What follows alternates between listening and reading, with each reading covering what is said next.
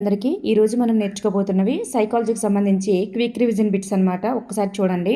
ఇవి మీకు చాలా యూస్ఫుల్ అయ్యేటటువంటి బిట్స్ అన్నీ కూడా మీకు ఒక దగ్గర చేర్చి అందించడం జరుగుతుంది. ఒకసారి చూడండి. ఇలాంటి బిట్స్ కోసం మీకు కావాలంటే లైక్ చేయండి, సబ్స్క్రైబ్ చేయండి.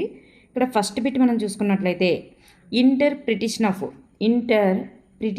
డ్రీమ్స్ గ్రంథ రచయిత ఎవరు? ఇంటర్ప్రిటేషన్ ఆఫ్ డ్రీమ్స్ గ్రంథ రచయిత ఎవరు? ఇక్కడ సిగ్మండ్ ఫ్రాయిడ్. మనకి ఎగ్జామ్ ముందుగా క్విక్ రివిజన్కి ఉపయోగపడతాయి అన్నమాట. నెక్స్ట్ వన్, రక్షణ తంత్రములు అను భావనను మొదటిగా ప్రవేశపెట్టిన వారు ఎవరు? రక్షణ తంత్రములు అను భావనను మొదటిగా ప్రవేశపెట్టిన వారు సిగ్మండ్ ఫ్రాయిడ్. గుర్తుపెట్టుకోండి, రక్షణ తంత్రాలు అనేటటువంటి భావనను ప్రవేశపెట్టిన వారు సిగ్మండ్ ఫ్రాయిడ్.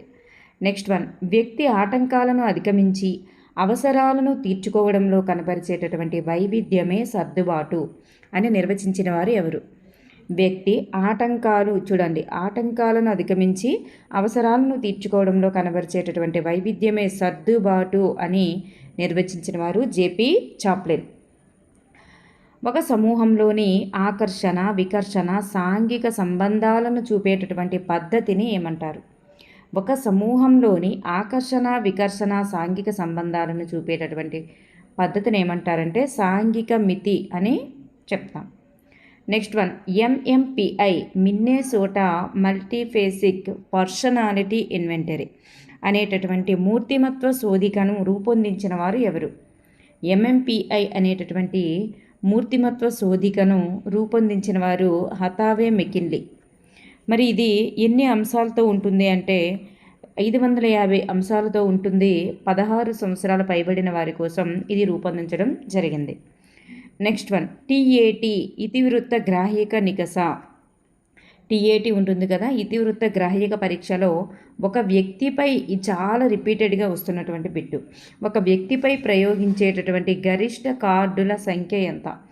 గరిష్ట కార్డుల సంఖ్య అని అడిగేటప్పుడు 20+1 అనేటటువంటిది ఆన్సర్ అవుతుంది.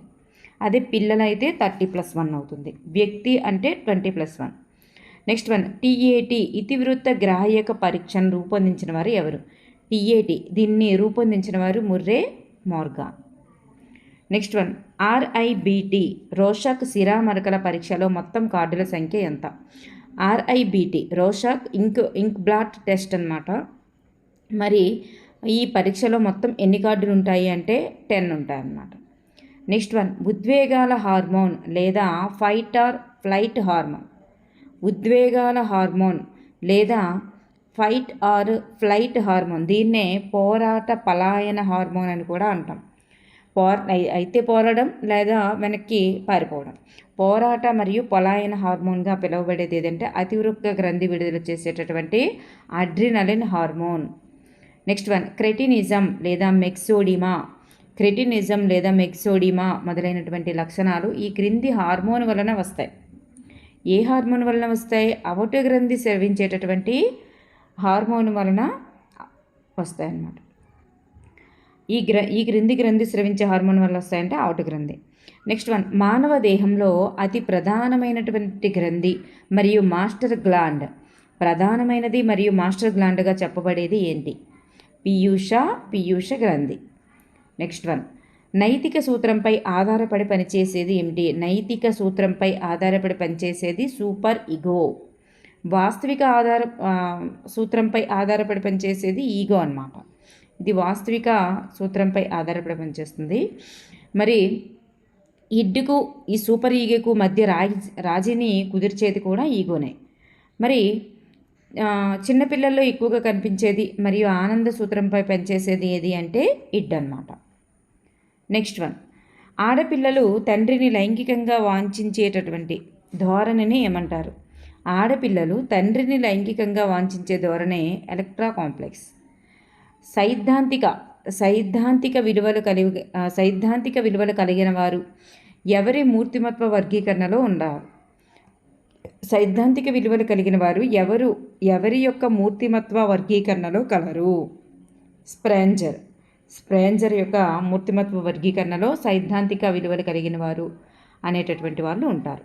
నెక్స్ట్ వన్, శరీర ఆకృతి ఆధారంగా స్థూలకాయలు, మధ్యమకాయలు, లంబకృశకాయలుగా వర్గీకరించిన వారు ఎవరు? స్థూలకాయలు, మధ్యమకాయలు, లంబకృశకాయలుగా వర్గీకరించిన వారు షెల్టన్. ఔత్సాహికులు, విషణువు, పైత్య ప్రవృత్తి కలవారు, శ్లేష్మ ప్రవృత్తి కలవారు ఎవరి వర్గీకరణలో కలరు? ఔత్సాహికులు, విషణువు, పైత్య ప్రవృత్తి కలవారు, శ్లేష్మ ప్రవృత్తి కలవారు ఎవరి వర్గీకరణలో ఉంటారంటే Hippocrates. Next one, Cattell Allport Eysenck. Cattell Allport Eysenck రూపొందించినటువంటి మూర్తిమత్వ సిద్ధాంతాలు ఏమిటి? వీళ్ళు ముగ్గురు ఎటువంటి మూర్తిమత్వ సిద్ధాంతాలను రూపొందించారంటే లక్షణ సిద్ధాంతాలని రూపొందించారు. అంటే లక్షణాలను ఆధారంగా వీళ్ళు ఈ యొక్క సిద్ధాంతం అనేది వర్గీకరణలో ఉంటుందన్నమాట. ఒక వ్యక్తి యొక్క శారీరక మానసిక లక్షణాలతో కూడినటువంటి ప్రవర్తనను ఏమంటారు?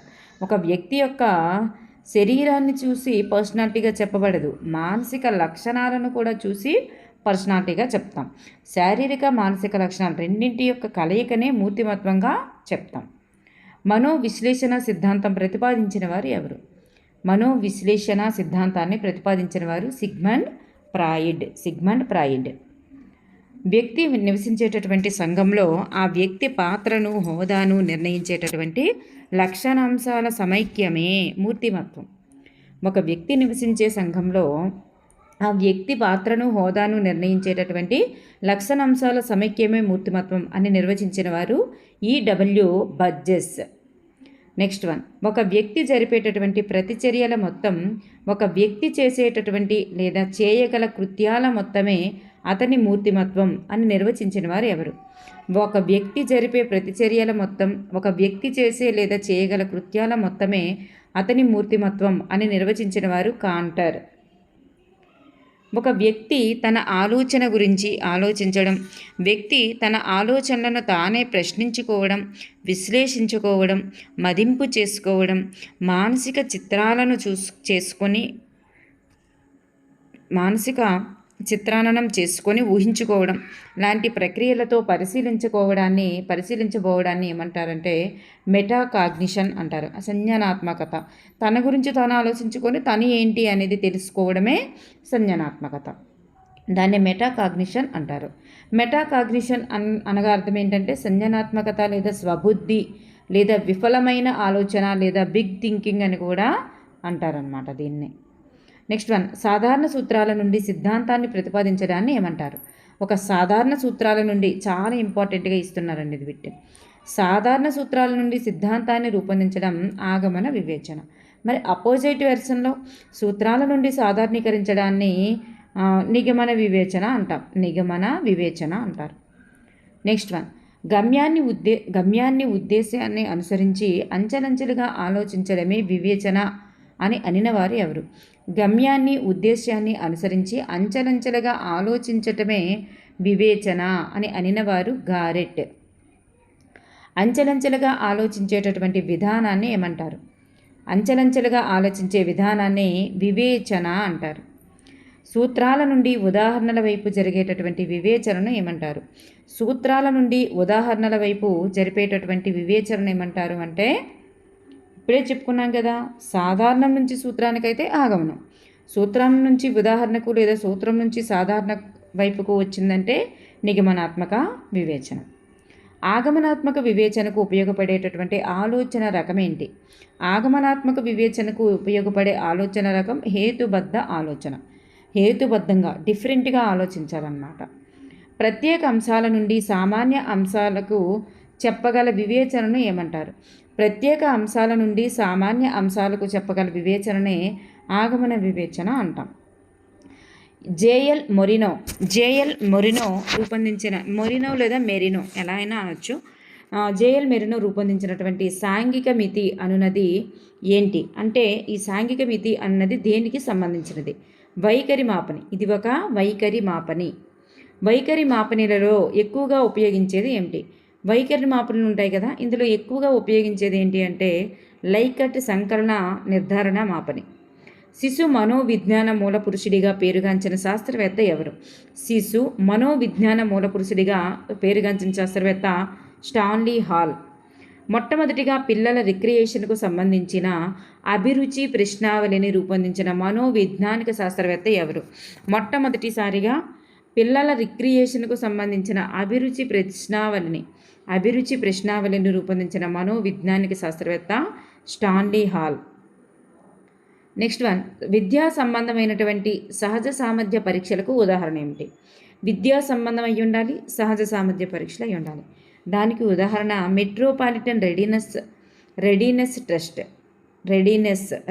టెస్ట్ అండ్ డిఏటిబి భేదాత్మక డిఫరెన్షియల్ యాప్టిట్యూడ్ టెస్ట్ బ్యాటరీ, భేదాత్మక సహజ సామర్థ్య పరీక్షమాల. ఈ రెండు కూడా ఎడ్యుకేషన్కి రిలేటెడ్ అయినటువంటి సహజ సామర్థ్య పరీక్షలు. గోల్మన్ ఉద్వేగ ప్రజ్ఞపై రూపొందించినటువంటి గ్రంథం ఏంటి? గోల్మన్ ఉద్వేగ ప్రజ్ఞపై రూపొందించిన గ్రంథం emotional intelligence, why it can matter more than IQ. Next one, ఉద్వేగాత్మక ప్రజ్ఞ అనేటటువంటి మాటని మొట్టమొదటిసారిగా ఉపయోగించిన వారు ఎవరు? వెయిన్ లియోన్ పెయిన్ అనేటటువంటి శాస్త్రవేత్త. నెక్స్ట్ వన్, ప్రజ్ఞ రకములపై హావర్డ్ గార్డెనర్ రూపొందించినటువంటి గ్రంథం ఏంటి? అంటే ప్రజ్ఞ రకాలంటే బహుళ ప్రజ్ఞ పైన హావర్డ్ గార్డెనర్ రూపొందించినది ఏంటంటే frames of mind, the theory of multiple intelligences. Next one, ప్రజ్ఞ బహుకారక సిద్ధాంతం రూపకర్త ఎవరు? ప్రజ్ఞ బహుకారక సిద్ధాంత రూపకర్త ఇయర్ థార్న్డైక్. నెక్స్ట్ వన్, అక్షరాలు, పదాలు, గుర్తులు, సంకేతాలు, అంకెలు, సంఖ్యలు, నమూనాలు, చిత్రపటాలు మొదలగు వాటిని గ్రహించగలిగే సామర్థ్యము మరియు వాటి ద్వారా ఎదురయ్యేటటువంటి సమస్యలను సమర్థవంతంగా పరిష్కరించగలిగేటటువంటి సామర్థ్యం అనేది థార్న్డైక్ ప్రకారం దేనికి సంబంధించినది? ఇది అమూర్త ప్రజ్ఞకు సంబంధించినది. ద అబిలిటీస్ ఆఫ్ మెన్ అండి, మ్యాన్ కాదు, మెన్. గ్రంథ రచయిత ఎవరు? ద అబిలిటీస్ ఆఫ్ మెన్ గ్రంథ రచయిత చార్లెస్ స్పియర్మన్. ద్వికారక అంటే సామాన్య కారకం, నిర్దిష్ట కారకం, జీ కారకం, ఎస్ కారకం అంటాం దాన్ని. ఈ రెండు కారకాలు ద్వికారక సిద్ధాంతకర్త ఎవరు? ఒక వ్యక్తిలో రెండు రకాల కారకాలు పనిచేస్తాయని ద్వికారక సిద్ధాంతాన్ని రూపొందించిన వారు Charles Spearman. Next one, Wechsler బాలల ప్రజ్ఞామాపనని రూపొందించిన వారు ఎవరు?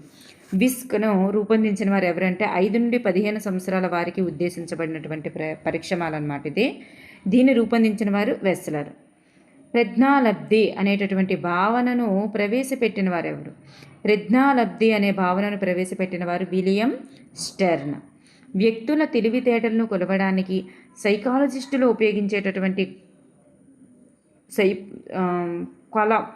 కొలమానం ఏమిటి? సైకాలజిస్టులు ఉపయోగించేటటువంటి కొలమానం ఏంటి అంటే ప్రజ్ఞాలబ్ధి. సమైక్య ఆలోచన కలిగిన వారు ఎవరు? ప్రజ్ఞావంతులు సమైక్య ఆలోచన కలవారు. ప్రజ్ఞను శాస్త్రీయంగా కొలిచినటువంటి మొట్టమొదటి శాస్త్రవేత్త ఎవరు?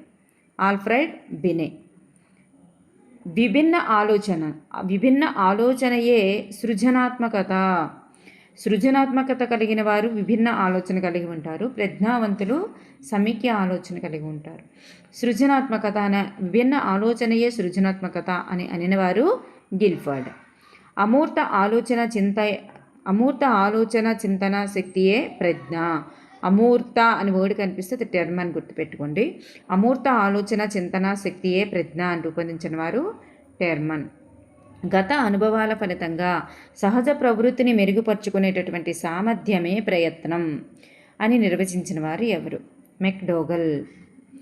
ఒక వ్యక్తిలోని వివిధ లక్షణాలతో కూడిన ప్రవర్తనలో వివిధ సందర్భాలలో కనిపించే తేడాలు, వైరుధ్యాలు, అలాగే వివిధ అభిరుచులలో, వైఖరులలో, సామర్థ్యాల్లో కనిపించేటటువంటి తేడాలను ఏమంటారు? చూడండి, వివిధ లక్షణాలతో కూడినటువంటి ప్రవర్తనలో వివిధ సందర్భాలలో కనిపించే తేడాలు, వైరుధ్యాలు, అలాగే వివిధ అభిరుచులలో, వైఖరులలో, సామర్థ్యాల్లో కనిపించేటటువంటి తేడాలను ఏమంటారంటే వ్యక్తి అంతర్గత భేదాలు అంటారు.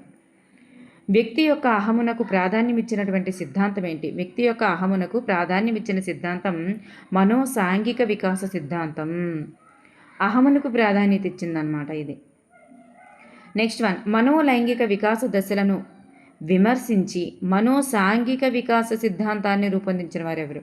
మనోలైంగిక వికాస దిశలను విమర్శించారు మరియు మనోసాంఘిక వికాస సిద్ధాంతాన్ని రూపొందించిన వారు ఎరిక్ ఎరిక్సన్. నెక్స్ట్ వన్, తాను ఒక సమూహంలోని సభ్యులు తనను తనను తన సమూహంలోని సభ్యులు తనను సమూహంలోనికి రానివ్వకుండా ఉండడం ద్వారా తాను చేసింది తప్పు అని గ్రహించినటువంటి రాము ఉన్నటువంటి దశ కోల్బర్గ్ ప్రకారం. సో తన సమూహంలోని సభ్యులన్నమాట తన సమూహంలోనికి రానివ్వకుండా చేస్తున్నారు. అలా చేయడం వల్ల తను చేసింది తప్పు అని గ్రహించాడంట. సో అప్పుడు ఆ రాము ఉన్నటువంటి దశ ఏంటి కోల్బర్గ్ ప్రకారం అంటే సాంప్రదాయ స్థాయిలోని 3వ దశకి చెందుతాడు. మనిషి యొక్క నైతిక వికాసం ఏ సిద్ధాంతంపై ఆధారపడి ఉంటుందని కోల్బర్గ్ భావించారు. మనిషి యొక్క నైతిక వికాసం ఏ సిద్ధాంతంపై ఆధారపడి ఉంటుందని కోల్బర్గ్ భావించారు అంటే సంజ్ఞానాత్మక వికాసం. నెక్స్ట్ వన్, నైతిక వికాస సిద్ధాంతంను 3 సాంప్రదాయ స్థాయిలలో వివరించిన వారు ఎవరు? నైతిక వికాస సిద్ధాంతాన్ని 3 సాంప్రదాయ స్థాయిలలో వివరించిన వారు ఎవరంటే లారెన్స్ కోల్బర్గ్. అభివృద్ధి దశలో శిశువుకు ఉండేటటువంటి పరిమితులు ఏమిటి? అభివృద్ధి దశలో శిశువుకు ఉండేటటువంటి పరిమితులు చూడండి. ఏ దశ అంటే అభివృద్ధి దశ. పదిలపరుచుకునే భావన లోపం ఉంటుంది, విపర్యాత్మక భావన లోపం కూడా ఉంటుంది. నెక్స్ట్ వన్, తను నడుస్తుంటే తనతో పాటు సూర్యుడు కూడా నడుస్తున్నాడని అనుకోవడం దేనికి చెందుతుంది? అహం కేంద్ర స్వభావానికి చెందుతుంది. వస్తువు తన ఎదుట లేకపోయినా అది ఎక్కడో ఒక చోట ఉంటుంది అనే భావన అంటే వస్తు స్థిరత్వ భావన ఏర్పడేటటువంటి ఇంద్రియ చాలక దశ కాలం ఎంత? ఏ దశలో ఏర్పడుతుంది అంటే 8 నుండి 12 నెలల మధ్య, 8 నుండి 1 ఇయర్ బేబీ వరకు ఆ మధ్య కాలంలోనే ఆ వస్తు స్థిరత్వ భావన అనేది ఏర్పడుతుంది. నూతన జ్ఞానాన్ని ఆహ్వానించి పాత విధానాన్ని మార్చి నూతన పరిస్థితులకు అనుగుణ్యంగా నూతన విధానాన్ని రూపొందించుకోవడాన్ని ఏమంటారు? చూడండి, నూతన జ్ఞానంతో పాత విధానాన్ని మార్చుకొని నూతన పరిస్థితులకు అనుగుణంగా తను తాను మారడం, నూతన విధానాన్ని రూపొందించుకోవడాన్ని ఏమంటారంటే అనుగుణ్యత లేదా సమన్వయపరచుట అంటారు. ఉద్దీపనను లేక సమాచారాన్ని పరిసరాల నుండి గ్రహించి ఇంతకు పూర్వం ఉన్నటువంటి స్కీమాటాలతో అంతరీకరణం చేయడాన్ని ఏమంటారు? ఉద్దీపన లేదా సమాచారాన్ని గ్రహించి ఇంతకు పూర్వం తనకు తెలిసినటువంటి జ్ఞానంతో అంటే తాను ఇంతకు ముందు ఉన్నటువంటి స్కీమాలతో అంతరీకరణం చేసి అంటే డిఫరెన్సెస్ని కూడా వాటికి వీటికి డిఫరెన్సెస్ చూడడం, టాలీ చేసుకోవడం, ఇట్లాంటివన్నీ చేయడం దాన్ని ఏమంటారంటే సాంశీకరణం లేదా సాహిత్యీకరణం అంటాం. నెక్స్ట్ వన్, సంజ్ఞానాత్మక వికాస సిద్ధాంతాన్ని రూపొందించిన వారు ఎవరు? సంజ్ఞానాత్మక వికాస సిద్ధాంతాన్ని రూపొందించిన వారు పియాజే. భాషాభ్యసనంలో నమూనాలకు అధిక ప్రాధాన్యం ఇచ్చినటువంటి మనోవైజ్ఞానిక శాస్త్రవేత్త ఎవరు? భాషాభ్యసనంలో నమూనాలకు అధిక ప్రాధాన్యత ఇచ్చినటువంటి మనోవైజ్ఞానిక శాస్త్రవేత్త బండూరా. నామ్ చామ్స్కీ ప్రకారం భాషాపరమైనటువంటి సామర్థ్యం పుట్టుకతోనే వచ్చేటటువంటి సామర్థ్యం. ఈ పరమైనటువంటి సామర్థ్యం పుట్టుకతోనే వచ్చేటటువంటి సామర్థ్యం. దీనికి వీరు ఈ విధంగా పేర్కొన్నారు. దానికి ఏ పేరుతో పేర్కొన్నారంటే ఎల్ఈడి, లాంగ్వేజ్ అక్విజిషన్ డివైస్గా భాషార్జన ఉపకరణంగా పేర్కొనడం జరిగింది.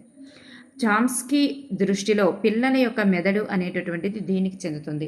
చామ్స్కీ దృష్టిలో పిల్లల యొక్క మెదడు భాషార్జన చేసేటటువంటి యంత్రంతో సమానం, భాషార్జన చేసేటటువంటి యంత్రంగా పేర్కొనడం జరిగింది. కిషోర్ కాదండి, ఇది షీషోర్ ప్రకారం 10 సంవత్సరాల నాటికి శిశువు ఎన్ని పదాలను నేర్చుకుంటాడు? షీషోర్ ప్రకారం 10 సంవత్సరాల నాటికి 34,000 పదాలను నేర్చుకుంటాడంట. ముద్దు పలుకుల దశ కాలం ఎంత? ముద్దు పలుకుల దశ కాలంగా చెప్పబడేది 4 నుండి 12 నెలలు. నెక్స్ట్ వన్, ఇంతకు మునుపు జరిగినటువంటి భయానక విషయాలు సంఘటనలు తలుసుకుంటూ తిరిగి అవి భవిష్యత్తులో ఎదురవుతాయని ఎదురైతే తను ఏమైపోతానో నని ఊహాత్మకంగా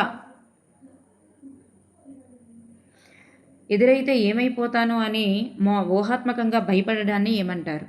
వ్యాకులత అంటారు.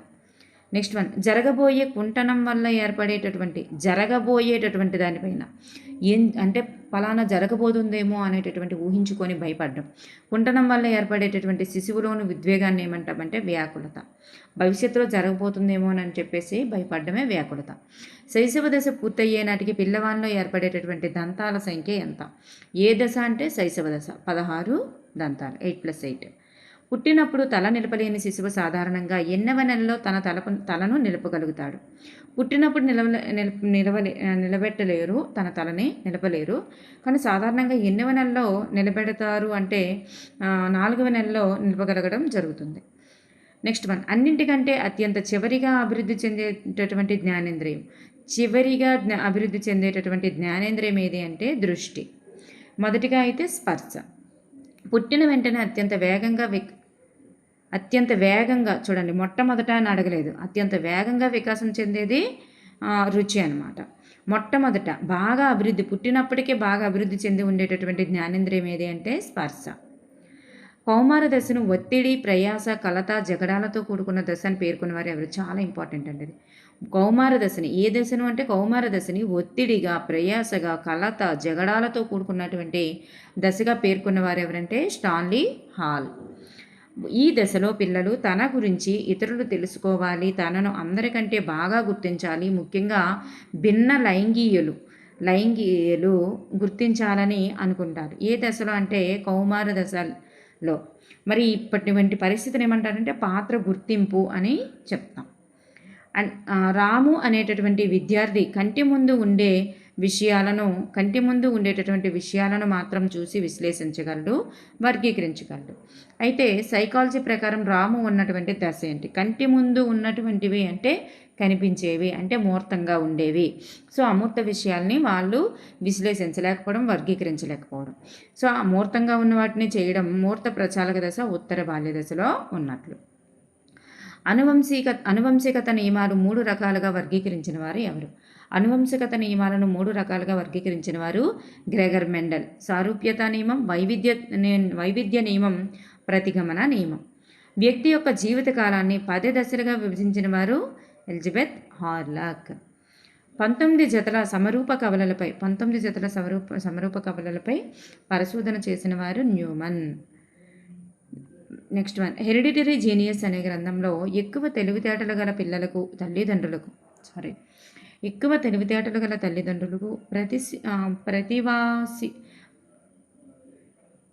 ప్రతిభాశీలులైనటువంటి పిల్లలు కలిగే అవకాశం ఎక్కువగా ఉందని తెలియజేసినవారు. సో ఎక్కువ తెలివితేటలు ఉన్న తల్లిదండ్రులకి మంచి తెలివితేటలు ఉన్న పిల్లలే, ప్రతిభాశీలులైనటువంటి పిల్లలే పుడతారు అని ఎక్కువగా ఉంటుందని తెలియజేసిన వారు హెరిడిటరీ జీనియస్ అనే గ్రంథం ద్వారా తెలియజేసిన వారు గాల్టన్. నెక్స్ట్ వన్, జన్యువులు కాకుండా వ్యక్తిని ప్రభావితం చేసేటటువంటి ప్రతి విషయం పరిసరం అని నిర్వచించిన వారు ఎవరు? జన్యువులు కాకుండా వ్యక్తిని ప్రభావితం చేసేటటువంటి ప్రతి విషయం కూడా పరిసరమే అని నిర్వచించిన వారు బోరింగ్ లాంగ్ఫీల్డ్ బెల్డ్. తల్లిదండ్రులకు పూర్తి వైవిధ్యమైనటువంటి లక్షణాలు కలిగినటువంటి పిల్లలు పుట్టడం. అనున్నది అనువంశికత నియమాలలో ఈ లక్షణాన్ని సూచిస్తుంది. ప్రతిగమనం అనేటటువంటి లక్షణాన్ని సూచిస్తుంది. మానవుని కణంలోని కేంద్రకంలో ఉండే శారీరక క్రోమోజోముల సంఖ్య 22 జతలు, లైంగిక క్రోమోజోములు 1 జత ఉంటాయి. సో టోటల్లీ 23 జతలు. నెక్స్ట్ వన్, శిశువు యొక్క ప్రస్తుత వికాసాన్ని బట్టి భవిష్యత్తులో అతని వికాసంలో వేగం, అభివృద్ధిని అంచనా వేయడం అన్నది ఈ వికాస సూత్రాన్ని తెలియజేస్తుంది. ఏది అంటే వికాసాన్ని ప్రాగుక్తీకరించవచ్చు అనేటటువంటి సూత్రాన్ని తెలియపరుస్తుంది. వికాసం గర్భస్థ శిశువు దశ నుండి జీవిత పర్యాంతం కొనసాగుతూ ఉంటుంది. మొదట ఒక సూక్ష్మ కణంతో ప్రారంభమైనటువంటి మనిషి జీవితం చనిపోయేంత వరకు కూడా అనేక మార్పులు జరిగి కొత్త కణాలు ఏర్పడుతూ కొనసాగడం అన్నది ఈ వికాస సూత్రాన్ని తెలియపరుస్తుంది. ఏంటి అంటే వికాసం అవిచ్ఛిన్నంగా సాగుతుంది, జీవిత పర్యాంతం అంటే అవిచ్ఛిన్నంగా సాగుతుంది. నెక్స్ట్ వన్, జన్మతః ప్రతి వ్యక్తిలో ఉన్నటువంటి సహజ శక్తులు ఎలాంటి అనుభవం, శిక్షణ లేకుండానే వయస్సుకు అనుగుణంగా క్రమంగా వికసించడాన్ని ఏమంటారు? పరిణతి అంటారు. వికాసం అంటే శరీర అవయవాల యొక్క ప్రాకార్యాలను సమైక్యం చేసి విశదపరిచేటటువంటి క్లిష్ట ప్రక్రియ అని నిర్వచించిన వారు ఎవరు? ఆకారాలు అంటే వికాసం అంటే ఏంటంటే ఆకారం అంటే శరీరం, ఆకారాలని అవయవాల యొక్క ప్రాకార్యాలు ఈ రెండూ కూడా సమైక్యం జరిగితేనే, మంచిగా ఉంటేనే వికాసం చెందినట్టు అని చెప్పి విశదపరిచే క్లిష్ట ప్రక్రియే మరి వికాసంగా పేర్కొన్న వికాసాన్ని ఈ రకంగా నిర్వచించిన వారు ఎవరు అంటే అండర్సన్. ఓకేనండి. నెక్స్ట్ వన్, ప్రజ్ఞాలబ్ధి, ఐక్యూ అనేటటువంటి భావన, ప్రజ్ఞాలబ్ధి సూత్రము, ఈ రెండు రూపొందించిన వారు ఎవరు అంటే విలియం స్టెర్న్. మానవతావాద మూలపురుషుడు ఎవరు? మానవతావాద మూలపురుషుడు Abraham Maslow. A mind that found itself గ్రంథ రచయిత, మానసిక ఆరోగ్య ఉద్యమ మూలపురుషుడు. ఈ రెండింటికి చెందిన వారు ఎవరు? Clifford bears. Thought and language గ్రంథ రచయిత ఎవరు? థాట్ అండ్ లాంగ్వేజ్ గ్రంథ రచయిత వైగాట్స్కీ. మెజర్మెంట్ ఆఫ్ ఇంటెలిజెన్స్ గ్రంథ రచయిత ఎవరు? మెజర్మెంట్ ఆఫ్ ఇంటెలిజెన్స్ గ్రంథ రచయిత థార్నడైక్. ద మెంటాలిటీ ఆఫ్ ఏప్స్ గ్రంథ రచయిత ఎవరు? కోహ్లర్. డిక్షనరీ ఆఫ్ సైకాలజీ గ్రంథ రచయిత ఎవరు? డిక్షనరీ ఆఫ్ సైకాలజీ గ్రంథ రచయిత జేపీ చాప్లిన్. ఎడ్యుకేషనల్ డిటర్మినిజం గ్రంథ రచయిత డబ్ల్యూసి బాగ్లే. చాలా ఇంపార్టెంట్ అయినటువంటి బిట్స్ అండి ఇవి. సింథటిక్ స్ట్రక్చర్స్ గ్రంథ రచయిత Noam Chomsky. On becoming a person గ్రంథ రచయిత కార్ల్ రాజర్స్. డెవలప్మెంటల్ సైకాలజీ గ్రంథ రచయిత ఎలిజబెత్ హార్లాక్. భాషలోని పదాలు గ్రహించడంలోని వాటిని వాడడంలోని, వాడడం ఎందులోని? భాషలోని ఇందులో వాడడంలోనూ పూర్తి ఆసక్తి కలిగి ఉండడం. భాషలోని పదాలను గ్రహించడంలోనూ వాటిని వాడడంలోని పూర్తి ఆసక్తి కలిగి ఉండడమే ఆఫేసియా. మనిషి మనస్సులో అచేతన వ్యవస్థలో ఉండి జంతు వాంచగలది మరియు మంచి చెడు ఆలోచించకుండా ఆనంద సూత్రం పైన తక్షణ ప్రతిఫల సూత్రంపై పనిచేసేది జీవ సంబంధమైనది ఏది? ఇడ్. దీన్నే అచిత్తు అంటారు. ఇది ఎక్కువగా శైశవ దశలో పిల్లలలో ఎక్కువగా కనిపించేటటువంటిది అనమాట. కొత్త స్మృతికి పాత స్మృతి అడ్డుపడడం, కొత్త దానికి పాతది అడ్డుపడడం, ప్రస్తుత స్మృతికి గత స్మృతి అడ్డుపడడం, దీన్ని ఏమంటాం? పురోగమన అవరోధం. సగంలో లేదా మధ్యలో ఆపివేసిన పనులు పూర్తి చేసిన పనుల కంటే బాగా గుర్తుండడం, ఈ ప్రక్రియని ఏమంటారు? జైగార్నిక్ ప్రభావం అంటాం. నెక్స్ట్ వన్, ప్రతి తార్కిక ప్రక్రియ తిరిగి వెనుకకు చేయవచ్చు అని గ్రహించలేకపోవడం ఏమంటారు? ప్రతి తార్కిక ప్రక్రియ కూడా తిరిగి వెనుకకు చేయవచ్చు అని గ్రహించలేకపోవడాన్ని ఏమంటామంటే విపర్యాత్మక భావనా రూపం. దీన్ని విపర్యాత్మకత లేదా విపర్యాత్మక భావనా రూపం అని అంటాం. విపర్యయం అంటే రివర్స్ అన్నమాట. అట్లా రివర్స్ ప్రతిదీ జరుగుతుంది అనేటటువంటిది గ్రహించలేకపోవడం. డెజావు అనేటటువంటి పదానికి అర్థం ఏంటి? డెజావు అనేటటువంటి ఫ్రెంచ్ పదానికి అర్థం మిథ్యాపరిచయ భావన. నెక్స్ట్ వన్, ఎమోషన్ అనేటటువంటి ఆంగ్ల పదం ఎమోవర్ అనేటటువంటి లాటిన్ పదం నుండి వచ్చింది. అయితే ఎమోవర్ అనగా అర్థం ఏమిటి? ఎమోషన్ అనే ఆంగ్ల పదం ఎమోవర్ అనేటటువంటి లాటిన్ పదం నుండి వచ్చింది. ఎమోవర్ అనగా అర్థం కలియపెట్టిన మానసిక స్థితి లేదా ఉద్వేగపరచుట లేదా ఉత్తేజపరచుట. Thank you for everyone.